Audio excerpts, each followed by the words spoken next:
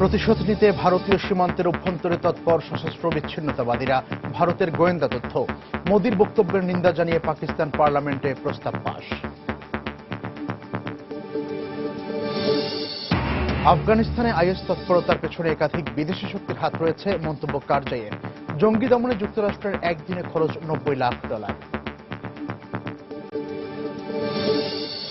দক্ষিণ কোরিয়ায় মার্স ভাইরাসে আক্রান্ত আরও 4 জন, রোগী সংখ্যা বেড়ে 126। আক্রান্তদের শনাক্ত করতে বসানো হচ্ছে হিট ডিটেকটিভ ক্যামেরা। এবং গত 2 দিনে ভূমধ্যসাগর থেকে 500 অবৈধ অভিবাসী উদ্ধার, বেশিরভাগই সিরিয়া, সোমালিয়া এবং দক্ষিণ সুদানের নাগরিক।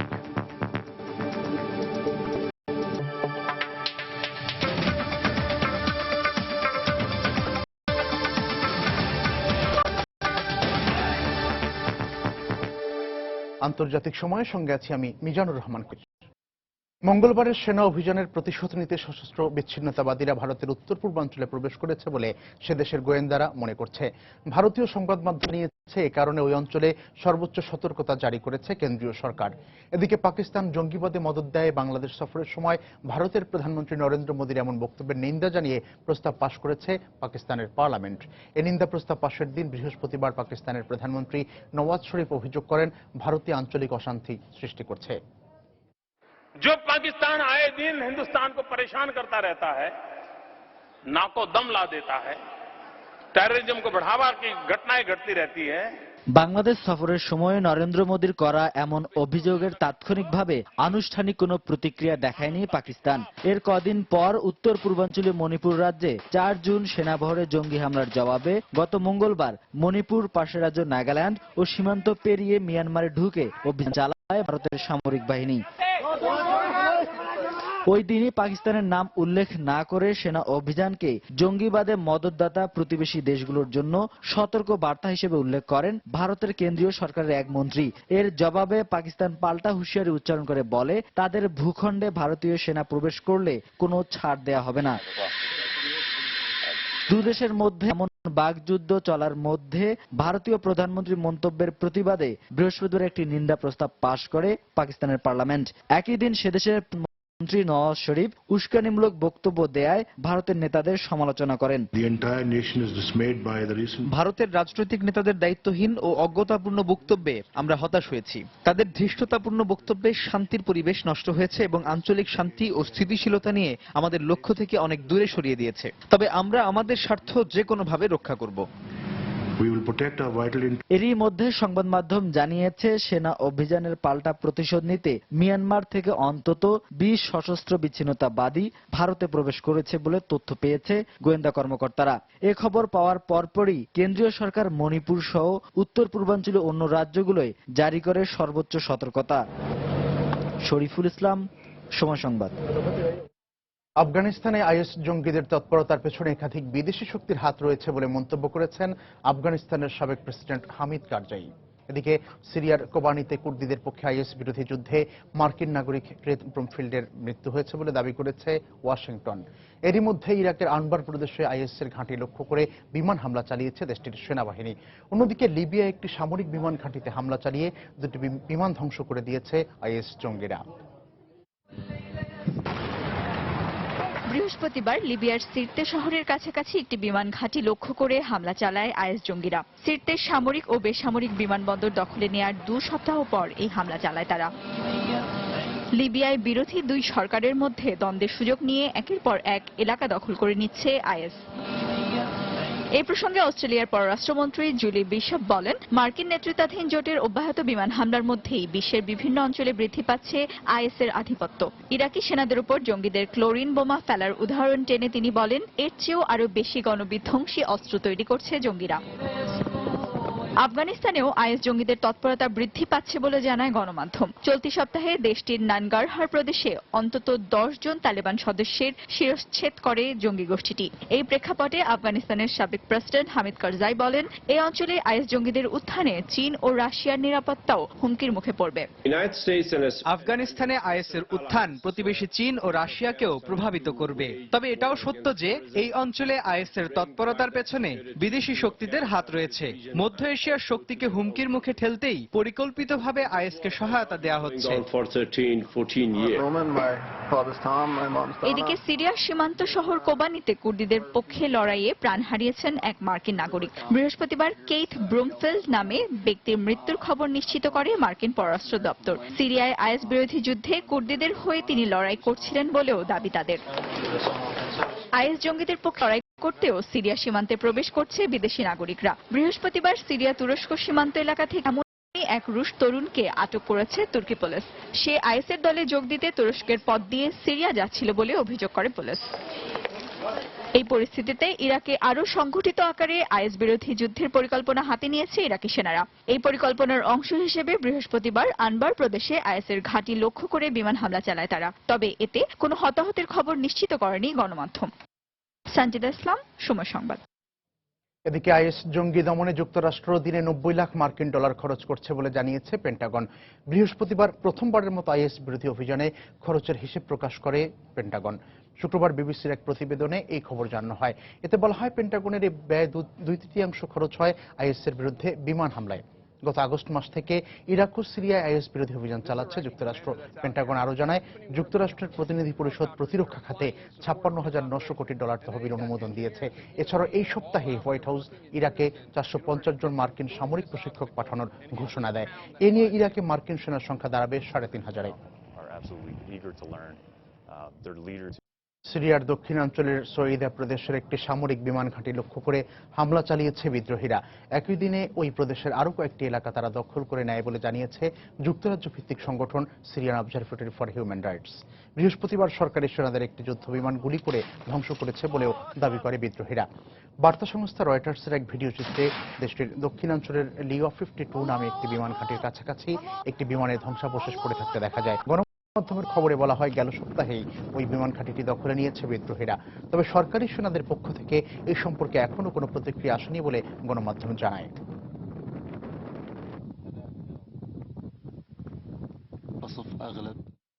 আইএস জঙ্গি তৎপরতা রুখতে দেশব্যাপী নিরাপত্তা জোরদার করা ইরাকের কুর্দিস্তানে দেশীয় খাদ্যপণ্য সরবরাহ করা সম্ভব হচ্ছে না। বাধ্য হয়ে তুরস্ক, ইরান, সিরিয়া এবং ইউরোপ থেকে খাদ্যশস্য আমদানি করতে এই অঞ্চলের ব্যবসায়ীরা। সন্ত্রাসী তৎপরতা আর জলবায়ুর কারণে অর্থনীতির পাশাপাশি ক্ষতিগ্রস্ত হচ্ছে কৃষি পণ্যের উৎপাদনও। আর সরকারি পৃষ্ঠপোষকতা না থাকায় দেশের বাইরে থেকে আমদানি করা পণ্যের উপরে নির্ভর করতে হচ্ছে কুর্দিস্তানের বাসিন্দাদের। ট্রাকে ট্রাকে তুরস্ক, ইরান আর সিরিয়া থেকে আমদানি করা খাদ্যশস্য আসছে কুর্দিস্তানের সুলাইমানিয়া শহরের বাজারগুলোতে। ইরাকের এই শহরের বৃহত্তম ফল এবং সবজির বাজারে নানা পণ্যের পসরা থাকলেও দেশে উৎপাদিত পণ্যের দেখা পাওয়াই যেন ভার। যে খাদ্যশস্য কিংবা ফল দেশে উৎপাদিত হয়, নিরাপত্তা ব্যবস্থা জোরদার করায় সেসব পণ্যই এখন অন্য দেশ থেকে আমদানি করতে হচ্ছে এ অঞ্চলের জনগণকে।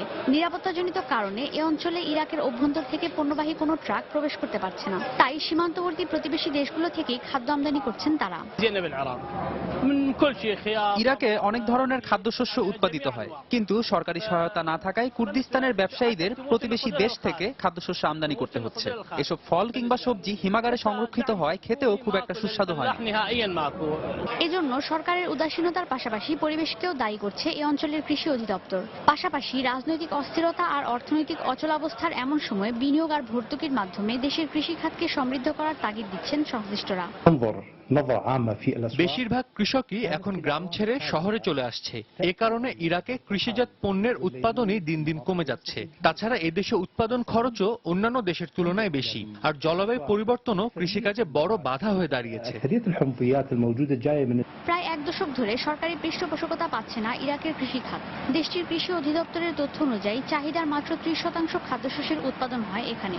এছাড়া জ্বালানি তেল রফতানি নির্ভর এ দেশের মোট প্রবৃদ্ধির 10% আসে কৃষি খাত থেকে। বিশ্বের শীর্ষ গম এবং চাল আমদানিকারক দেশগুলোর মধ্যে ইরাকের অবস্থান 10ম। ঈশিতা ব্রহ্ম, সময় সংবাদ। আন্তর্জাতিক সময় আরো যা দেখবেন, ইউক্রেনের সার্বভৌমত্বের প্রতি শ্রদ্ধা না দেখালে রাশিয়ার উপর নিষেধাজ্ঞা বাড়ানোর হুঁশিয়ারি যুক্তরাষ্ট্রের। মারিউপোল সেনাঘাঁটি পরিদর্শন করলেন পোরোশেঙ্কো।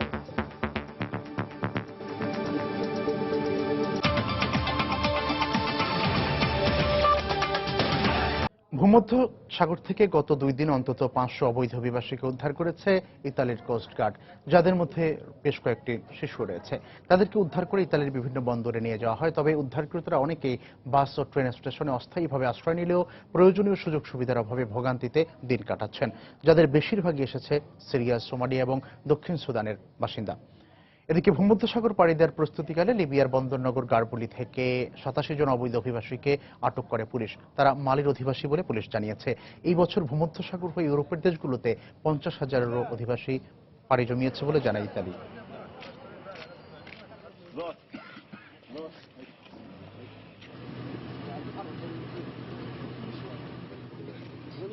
দক্ষিণ কোরিয়ার শুক্রবার আরও 4 জনের মধ্যে মার্স ভাইরাসের উপস্থিতি শনাক্ত হয়েছে। এ নিয়ে মোট আক্রান্ত রোগীর সংখ্যা বেড়ে দাঁড়িয়েছে 126 জনে। এ ভাইরাসে দেশটিতে 10 জনের মৃত্যু হয়েছে বলে জানিয়েছে দেশটির স্বাস্থ্য অধিদপ্তর। ভাইরাসের বিস্তার প্রতিরোধে পরিচ্ছন্নতা অভিযান পরিচালনার পাশাপাশি আক্রান্তদের শনাক্ত করতে বিভিন্ন স্থানে হিট ডিটেক্টিং ক্যামেরা বসিয়েছে দেশটির শীর্ষস্থানীয় একটি কোম্পানি। এদিকে দক্ষিণ কোরিয়া ভ্রমণের ক্ষেত্রে বিশেষ সতর্কতা জারি করেছে সিঙ্গাপুর ও হংকং। দক্ষিণ কোরিয়ার রাজধানী সিউল ও এর আশেপাশের শহরে নিয়মিত রুটিনের অংশ হয়ে দাঁড়িয়েছে এ ধরনের পরিষ্কার পরিচ্ছন্নতা অভিযান। দেশটিতে মার্স ভাইরাসের বিস্তার ঠেকাতে বৃহস্পতিবারও রাজধানীর অন্তত 1000 স্কুলে জীবাণুনাশক ছিটিয়ে দেয় পরিচ্ছন্নতা কর্মীরা। এই অভিযান অব্যাহত রাখলে শিশুরা স্কুলে নিরাপদে থাকবে উল্লেখ করে বিশ্ব স্বাস্থ্য সংস্থা স্কুলগুলো পুনরায় খুলে দেওয়ার আহ্বান জানায়। তবে ভাইরাস নিয়ন্ত্রণে না আসা পর্যন্ত স্কুলগুলো বন্ধ রাখাই জরুরি বলে মনে করছে স্কুল কর্তৃপক্ষ। এদিকে রাজধানীর ব্যাংক সহ বিভিন্ন গুরুত্বপূর্ণ প্রতিষ্ঠানে ভাইরাস আক্রান্ত রোগীদের শনাক্ত করতে বিশেষ ধরনের হিট ডিটেক্টিং ক্যামেরা স্থাপন করেছে দেশটির একটি ব্যবসা প্রতিষ্ঠান। ভাইরাসে আক্রান্ত রোগীর তাপমাত্রা স্বাভাবিকের তুলনায় বেশি থাকায় কোম্পানিটি শরীরের তাপমাত্রা মাপার বিশেষ ক্ষমতা সম্পন্ন এই ক্যামেরা তৈরি করে। এই ক্যামেরা থাকার জন্য অফিসে বেশ স্বস্তি বোধ করি। মানসিক চাপ না থাকায় মনোযোগ কাজেই পড়ে থাকে। ক্রেতা ও মক্কেলরাও নিশ্চিন্তে আসতে পারেন। অন্যদিকে চীনের দক্ষিণাঞ্চলীয় গুয়াংঝু প্রদেশের হুইজু শহরে মার্স ভাইরাসে আক্রান্ত হিসেবে সন্দেহভাজন 75 জনকে পর্যবেক্ষণ শেষে নিরাপদ ঘোষণা করা হয়েছে। বৃহস্পতিবার শহরে নিরাময় কেন্দ্র কর্তৃপক্ষ তাদের ছেড়ে দেয়। এর আগে মঙ্গলবার আরও 44 জনকে নিরাপদ ঘোষণা করা হয়। দক্ষিণ কোরিয়া সফর শেষে গত মাসে দেশে ফেরত এক চীনা নাগরিকের শরীরে ভাইরাসের উপস্থিতি শনাক্ত করা হলে তার সহচর্যে আসা ব্যক্তিদের আলাদা করে বিশেষ পর্যবেক্ষণে রাখা হয়। এছাড়া মার্স সংক্রমিত রোগীদের শহরের 2টি হাসপাতালে আলাদাভাবে কঠোর নিরাপত্তা বেষ্টনীর মধ্যে চিকিৎসা দেওয়া হচ্ছে বলেও জানায় কর্তৃপক্ষ। মার্স ভাইরাসের বিস্তার ঠেকাতে সমন্বিত হয়ে কাজ করতে হবে। এক্ষেত্রে সরকার তার সর্বোচ্চ চেষ্টা করে যাচ্ছে। কিন্তু আক্রান্ত ব্যক্তি শেনঝেন শহর থেকে হুইজু হয়ে হংকং যাওয়ায় আমরা এখনো নিজেদের সম্পূর্ণ ভাইরাস মুক্ত দাবি করতে পারছি না। প্রতিদিন মার্স ভাইরাসে আক্রান্তদের দলে যোগ দিচ্ছে একাধিক রোগী। এ ঘটনায় সাধারণ মানুষের মধ্যে আতঙ্ক ছড়িয়ে পড়লেও রোগ বিস্তারের গতি কমে এসেছে বলে জানিয়েছে দক্ষিণ কোরিয়ার স্বাস্থ্য মন্ত্রণালয়। সঞ্জনা চৌধুরী, সময় সংবাদ। ইউক্রেনের সার্বভৌমত্বের প্রতি শ্রদ্ধা না দেখালে রাশিয়ার উপর নিষেধাজ্ঞার আওতা আরও বাড়ানোর হুঁশিয়ারি দিয়েছেন জাতিসংঘে নিযুক্ত মার্কিন প্রতিনিধি সামান্থা পাওয়ার।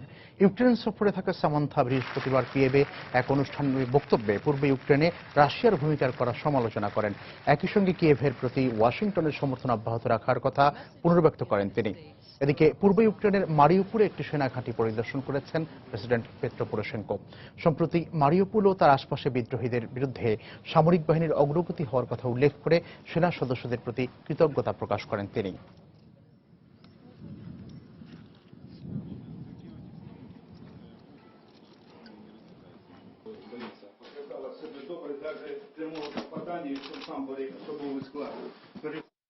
মার্কিন প্রেসিডেন্ট বারাক ওবামাকে সুবিধাবাদী উল্লেখ করে তার প্রশাসনিক নীতিকে অগ্রহণযোগ্য হিসেবে আখ্যা দিয়েছেন মার্কিন কথাসাহিত্যিক ও রাজনৈতিক বিশ্লেষক নোয়াম চমস্কি। মধ্যপ্রাচ্যে মার্কিন ড্রোনের ব্যবহার নিয়ে ওবামার কড়া সমালোচনা করেন তিনি। 2016 সালের নির্বাচনে সম্ভাব্য প্রেসিডেন্ট প্রার্থী হিলারি ক্লিন্টনও কম সুবিধাবাদী নন বলে তিনি জানান। তবে চমস্কির মতে হিলারির নীতি আরও অনেক বেশি সামরিক। যুক্তরাষ্ট্রের বর্তমান রাজনীতি ও রাজনীতিবিদরা মানবতার চেয়ে যুদ্ধকে নীতিগতভাবে বেশি সমর্থন দেয় বলেও তিনি উল্লেখ করেন।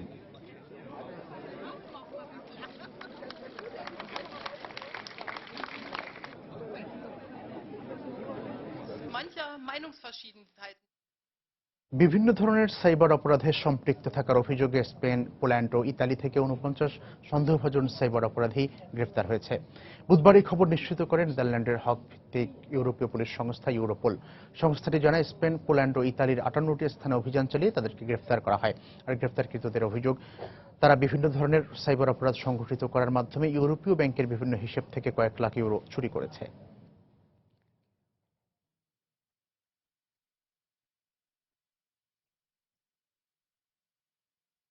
ইরানের পারমাণবিক কার্যক্রম বিষয়ে তথ্য চুরির অভিযোগ অস্বীকার করেছে ইসরায়েল। ভিয়েনায় তেহরানের পারমাণবিক চুক্তি নিয়ে আলোচনা স্থলের একটি কম্পিউটারে হ্যাকাররা নিয়ন্ত্রণে নিয়েছে বলে অভিযোগ করে সাইবার নিরাপত্তা সংস্থা কাসপারস্কি।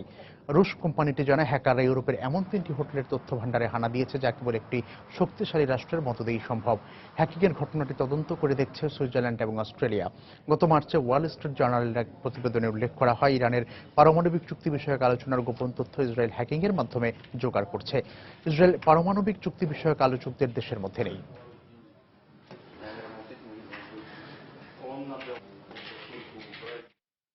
গেল বছর 50 দিনের গাজা যুদ্ধে সেখানকার সমুদ্র তীরে ইসরায়েলিদের বোমা হামলার বিচার করা হবে না বলে জানিয়েছে ইসরায়েল। এই হামলায় গাজার 4 শিশু নিহত হয় বলে জানায় গণমাধ্যম। ইসরায়েলি সেনাবাহিনীর বরাত দিয়ে গণমাধ্যমের খবরে বলা হয়, এই হামলার বিষয়ে তদন্ত কাজ বন্ধ করে দেওয়া হয়েছে। এমন আরও 2টি বিমান হামলার মামলা বিষয়ে কোনো অগ্রগতি হচ্ছে না বলে জানায় গণমাধ্যম।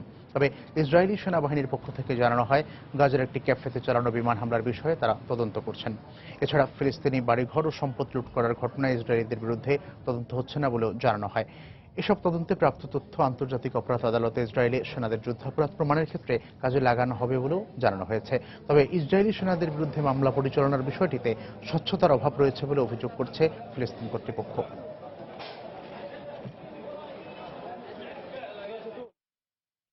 মিশরে এক নারী আন্দোলনকারীকে গুলি করে হত্যা করার অপরাধে দেশটির এক পুলিশ কর্মকর্তাকে 15 বছরের কারাদণ্ড দিয়েছেন আদালত। বৃহস্পতিবার 24 বছর বয়সী ইয়াসিন হাতেম সালাহিদ্দিন নামে পুলিশকে এই শাস্তি দেন কায়রোর আদালত। 2011 সালের 24 জানুয়ারি মিশরের সাবেক একনায়ক হোসনি মোবারক ক্ষমতাচ্যুত হওয়ার 4র্থ বার্ষিকী উপলক্ষে কায়রোতে আয়োজিত এক শান্তিপূর্ণ সমাবেশে অংশগ্রহণ করে শাইমা আল শাবাগ। সেখানেই পুলিশের গুলিতে নিহত হন শাইমা। এরপর চলতি বছরের মার্চে ওই ঘটনায় পুলিশ সদস্য সালাহিদ্দিনের বিরুদ্ধে অভিযোগ গঠন করা হলেও তিনি জামিনে ছিলেন। পরে গত মাসে তাকে আটকের নির্দেশ দেন আদালত। বাঙালি অধ্যুষিত পূর্ব লন্ডনের টাওয়ার হ্যামলেটসে নতুন মেয়র নির্বাচিত হয়েছেন লেবার পার্টির প্রার্থী জন বিগস। আগের নির্বাচনে ব্যাপক জালিয়াতি ও কারচুপি প্রমাণিত হওয়ায় স্থানীয় সময় বৃহস্পতিবার কড়া পুলিশের নিরাপত্তায় এই কাউন্সিল নির্বাচনের ভোট গ্রহণ হয়। গত বছর অনুষ্ঠিত নির্বাচনে বাংলাদেশি বংশোদ্ভূত ব্রিটিশ নাগরিক লুৎফুর রহমানের কাছে হেরেছিলেন বিগস। এবারের নির্বাচনে মেয়র পদের 10 প্রার্থীর মধ্যে বিগস পান 32,754 ভোট, আর লুৎফুর রহমানের সমর্থন পাওয়া বাংলাদেশি প্রার্থী রাবিনা খান পান 26,384 ভোট।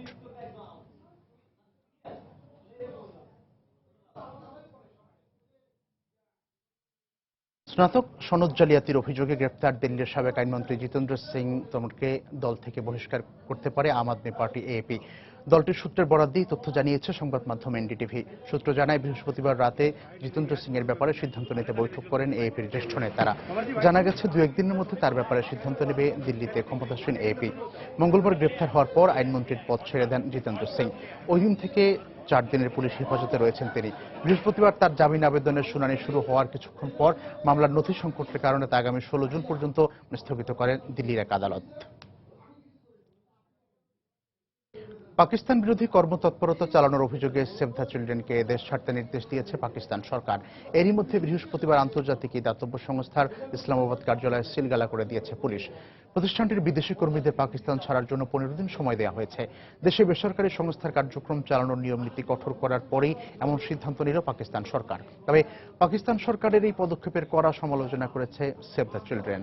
এর আগে পাকিস্তান অভিযোগ করেছিল, টিকা প্রদানের নামে কর্মসূচি চালিয়ে মার্কিন গোয়েন্দাদের আল কায়েদার সাবেক নেতা ওসামা বিন লাদেনের অবস্থান জানিয়েছিল এই সংস্থারই কর্মীরা। যুক্তরাষ্ট্রে পুলিশের গুলিতে তামির রাইস নামে 12 বছর বয়সী কৃষ্ণাঙ্গ কিশোর নিহত হওয়ার ঘটনায় ঘাতক পুলিশের বিরুদ্ধে হত্যাকাণ্ডের অভিযোগ দায়ের করার কথা জানিয়েছেন আদালত। গত বছরের নভেম্বর মাসে ওহাইও অঙ্গরাজ্যের ক্লিভল্যান্ডে কৃষ্ণাঙ্গ এই কিশোরকে গুলি করে হত্যা করে পুলিশ। তামিরের হাতে থাকা খেলনা পিস্তলকে আসল ভেবে পুলিশ তাকে 2 দফা গুলি করে। পরে গুরুতর আহত অবস্থায় হাসপাতালে নেওয়া হলে তার মৃত্যু হয়। পুরো ঘটনার সিসিটিভি ফুটেজ সামাজিক গণমাধ্যমে প্রকাশ করা হলে সারা দেশে ক্ষোভ ছড়িয়ে পড়ে। ঘাতক পুলিশ কর্মকর্তা তিমোথি লমানের বিরুদ্ধে হত্যা মামলা ও কর্তব্য অবহেলার অভিযোগ দায়ের করা যুক্তিযুক্ত বলে রায়ের কপিতে উল্লেখ করেছেন বিচারক। তার সঙ্গে থাকা অপর পুলিশ কর্মকর্তা ফ্র্যাঙ্ক গাম্বার্কের বিরুদ্ধে অপরাধের অভিযোগ গঠন করার কথাও জানান তিনি। তবে পুলিশের বিরুদ্ধে এসব অভিযোগ গঠনের বিষয়টি এখনো নির্ভর করছে আদালতের সিদ্ধান্তের উপর।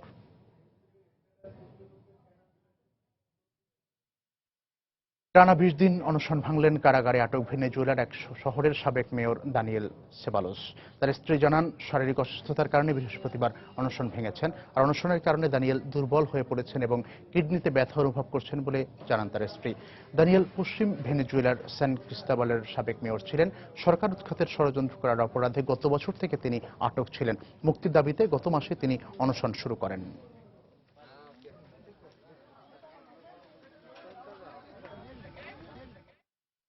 বিশ্বের বিভিন্ন সংঘাতময় দেশে নিয়োজিত জাতিসংঘের কিছু শান্তিরক্ষীর বিরুদ্ধে যৌন প্রতারণার অভিযোগ ওঠার পর তাদের বিরুদ্ধে কঠোর ব্যবস্থা নেওয়া হবে বলে জানিয়েছে সংস্থাটির মহাসচিবের মুখপাত্র স্টিফেন দুজারিক।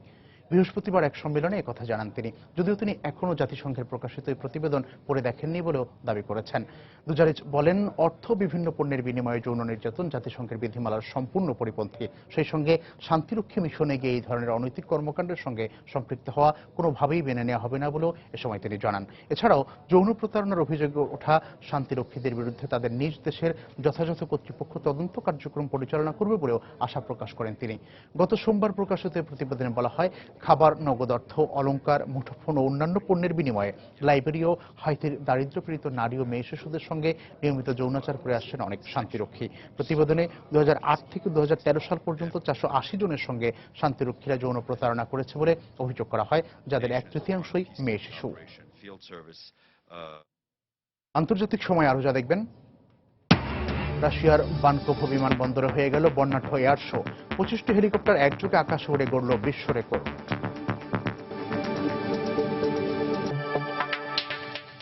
বিনিয়োগকারীদের অসন্তোষের মুখে পদত্যাগ করতে যাচ্ছেন সামাজিক যোগাযোগ মাধ্যম টুইটারের প্রধান নির্বাহী ডিক কস্টেলো।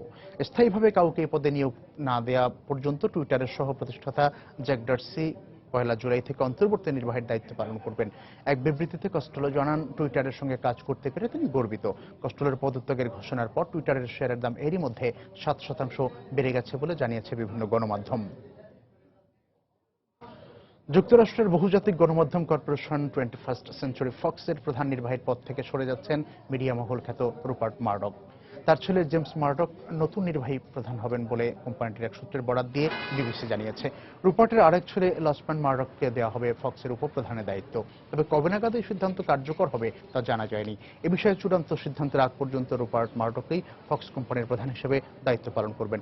84 বছর বয়সী অস্ট্রেলীয় আমেরিকান নাগরিক রুপার্ট নিউ ইয়র্ক ভিত্তিক নিউজ কর্পোরেশনের অধিকাংশ শেয়ারের মালিক, চেয়ারম্যান ও ব্যবস্থাপনা পরিচালক। 2011 সালে রুপার্ট মার্ডকের প্রতিষ্ঠান নিউজ ইন্টারন্যাশনালের বিরুদ্ধে ফোনে হ্যাকিংয়ের অভিযোগ উঠলে সমালোচনার মুখে পড়েন তিনি।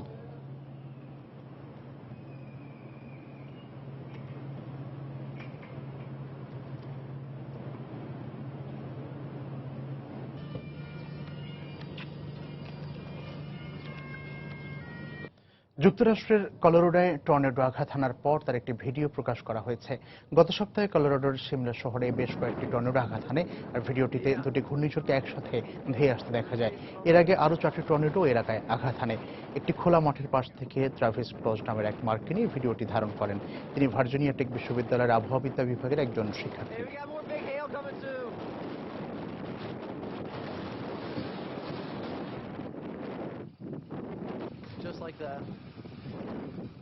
আন্তর্জাতিক মহাকাশ স্টেশন থেকে নিরাপদে পৃথিবীতে এসে পৌঁছেছেন 3 নভোচারী, যাদের মধ্যে সামান্থা ক্রিস্টোফার স্ত্রী মহাকাশে সবচেয়ে বেশি সময় অবস্থান করে নারী নভোচারীদের মধ্যে রেকর্ড সৃষ্টি করেছেন।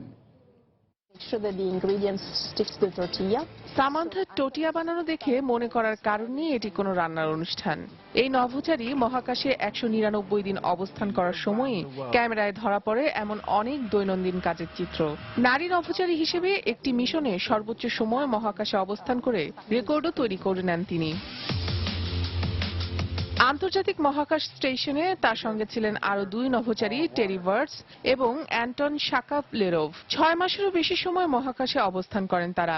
গত 24 নভেম্বর প্রায় 8,40,00,000 মাইল পাড়ি দিয়ে মহাকাশ স্টেশনে পৌঁছান তারা। রুশ নভোচারী জেনাডি পাডালকারের কাছে স্টেশনের নিয়ন্ত্রণ দিয়ে এই 3 নভোচারীর স্টেশন ছাড়ার কথা থাকলেও মহাকাশযানের ত্রুটির কারণে তা পিছিয়ে যায়।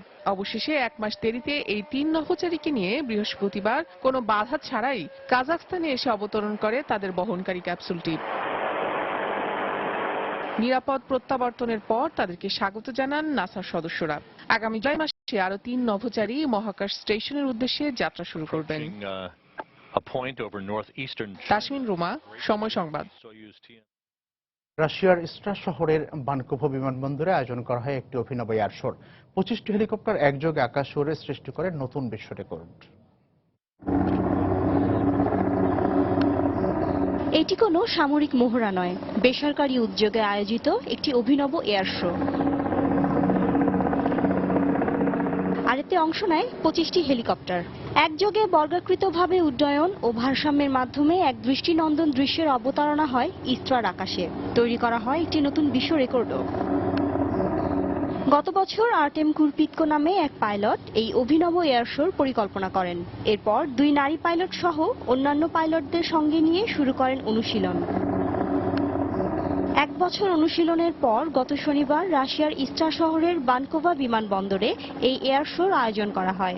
এই আয়োজনে পাইলটদের ব্যক্তিগত হেলিকপ্টার ছাড়াও ব্যবহার করা হয়েছে স্থানীয় বিমানবন্দর থেকে ভাড়া করা হেলিকপ্টার। শিরিন আক্তার, সময় সংবাদ। আন্তর্জাতিক সময়ের শীর্ষ সংবাদগুলো জানিয়ে দিচ্ছি আরেকবার।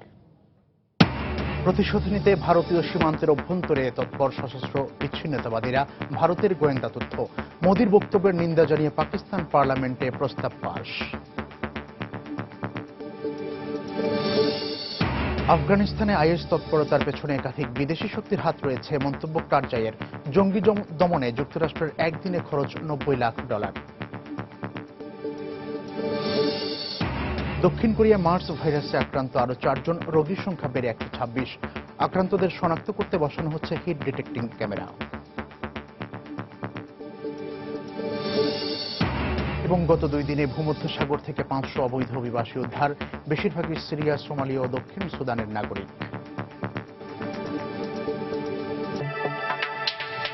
এই ছিল আন্তর্জাতিক সময়ে। যে কোনো খবর পেতে ভিজিট করুন সময় নিউজ.tv। সঙ্গে থাকুন সময়।